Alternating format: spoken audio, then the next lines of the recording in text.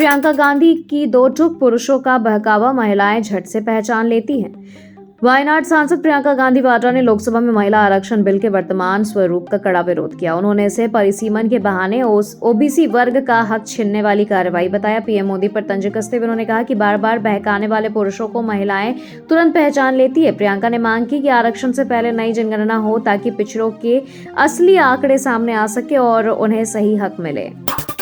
अमित शाह का भरोसा, दक्षिण भारत की ताकत कम नहीं बल्कि बढ़ेगी। लोकसभा में महिला आरक्षण और परिसीमन पर चर्चा के दौरान गृह मंत्री अमित शाह ने दक्षिण भारतीय राज्यों की चिंताओं को दूर किया। उन्होंने आंकड़ों के साथ बताया कि परिसीमन के बाद कर्नाटक, आंध्र प्रदेश और तेलंगाना जैसे राज्यों के सांसदों की संख्या और सदन में उनकी हिस्सेदारी बढ़ेगी, कम नहीं होगी। शाह ने स्पष्ट किया कि परिसीमन प्रक्रिया पूरी तरह पारदर्शी होगी और 2029 तक चुनाव पुरानी व्यवस्था के तहत संपन्न होंगे। ममता बनर्जी की परिसीमन पर हुंकार, बंगाल को बांटने की कोशिश बर्दाश्त नहीं। पश्चिम बंगाल की मुख्यमंत्री ममता बनर्जी ने महिला आरक्षण को परिसीमन की शर्त से जोड़ने पर केंद्र को घेरा है। उन्होंने इसे महिलाओं का अपमान और देश को दो टुकड़े में बांटने की साजिश बताया। ममता ने सवाल उठाया कि जब उनकी पार्टी शुरू से ही 33% आरक्षण का समर्थन कर रही तो अब शर्तें क्यों थोपी जा रही है। उन्होंने आरोप लगाया कि केंद्र सरकार दो अलग बिलों को एक साथ मिलाकर राजनीतिक लाभ लेना चाहती है। सत्ता की कुटिलता देख चाणक्य भी चौंक जाते। प्रियंका का भाजपा पर हमला। संसद में परिसीमन बिल के विरोध में बोलते हुए प्रियंका गांधी ने भाजपा पर लोकतंत्र की धज्जियां उड़ाने का आरोप लगाया। उन्होंने गृह मंत्री अमित शाह की ओर इशारा करते हुए कहा कि उनकी राजनीतिक कुटिलता देखकर आज चाणक्य भी हैरान रह जाते। प्रियंका ने कहा कि मोदी सरकार सत्ता की महत्वाकांक्षा को देश हित से ऊपर रख रही है और अगले चुनाव के लिए अपनी पार्टी को मजबूत करने का ढांचा तैयार कर रही है। अनुराग ठाकुर का तंज, महिला विरोधी पार्टियां कर रही हैं बिल का विरोध। भाजपा सांसद अनुराग ठाकुर ने महिला आरक्षण बिल का विरोध करने वाले दलों पर तीखा हमला किया है। उन्होंने कांग्रेस, टीएमसी और डीएमके जैसे दलों को महिला विरोधी सोच वाला बताया।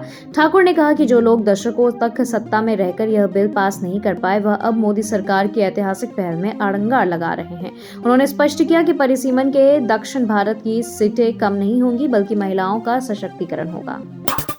कांग्रेस का तीखा वार, पीएम ने परिसीमन के मुख्य मुद्दों को टाला। कांग्रेस महासचिव जयराम रमेश ने प्रधानमंत्री मोदी के लोकसभा भाषण पर निशाना साधा। उन्होंने आरोप लगाया कि पीएम ने अपने 40 मिनट के संबोधन में परिसीमन से जुड़े राज्यों की चिंताओं और कोटा के अंदर कोटा की मांग पर चुप्पी साधे रखी है।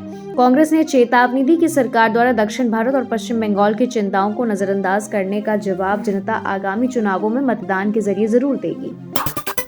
नोएडा भोपाल के दंगों के पीछे निकला पाकिस्तानी कनेक्शन। नोएडा में हाल ही में हुए श्रमिकों के आंदोलन और हिंसा के पीछे पुलिस ने बड़े षड्यंत्र का खुलासा किया है। पुलिस कमिश्नर लक्ष्मी सिंह के अनुसार 2 ऐसे सोशल मीडिया हैंडल पाए गए हैं जो पाकिस्तान से संचालित हो रहे थे। इन हैंडल से दंगों के दौरान मौतों की भ्रामक खबरें फैलाई गई। इस मामले में अब तक 13 एफआईआर दर्ज किए गए हैं और 62 लोगों को गिरफ्तार किया गया है। इसमें व्हाट्सएप ग्रुप के जरिए माहौल बिगाड़ने वाले स्थानीय मास्टरमाइंड भी शामिल हैं। अभिनेता विजय का चुनावी दाव, महिलाओं को 2500 की मासिक मदद। तमिलनाडु विधानसभा चुनाव के लिए अभिनेता विजय की पार्टी तमिलगा वेथ्री कजगम ने अपना लोक लुभावन घोषणा पत्र जारी कर दिया। विजय ने महिलाओं को 2500 मासिक सहायता, किसानों की पूर्ण कर्ज माफी और पुरानी पेंशन योजना बहाल करने जैसे बड़े वादे किए हैं। शिक्षा के क्षेत्र में क्रांतिकारी बदलाव और युवाओं को रोजगार देने के वादों के जरिए विजय ने सीधे तौर पर राज्य के प्रमुख वोट बैंक को साधने की कोशिश की है।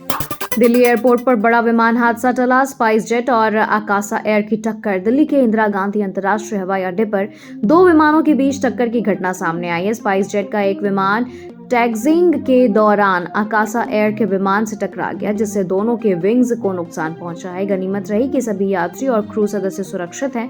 नागरिक उड्डयन महानिदेशालय यानी डीजीसीए ने मामले की जांच शुरू कर दी है। तकनीकी खराबी और परिचालन कारणों से आकाशा की उड़ान को वापस लौटना पड़ा। जेडीयू में निशांत कुमार की एंट्री, बोले पिता के अधूरे सपनों को पूरा करूंगा। बिहार के मुख्यमंत्री नीतीश कुमार के बेटे निशांत कुमार ने जेडीयू दफ्तर में अपने पिता के जीवन पर आधारित शॉर्ट फिल्म मेरा नेता मेरा अभिमान लॉन्च किया। इस दौरान भावुक माहौल में निशांत ने स्पष्ट किया कि वे संगठन को मजबूत करने और नीतीश कुमार के 20 वर्षों के कार्यों को जन जन तक पहुंचाने के लिए काम करेंगे। राजनीति में सक्रियता के स्पष्ट संकेत देते हुए उन्होंने पिता के मिशन को आगे बढ़ाने का संकल्प लिया।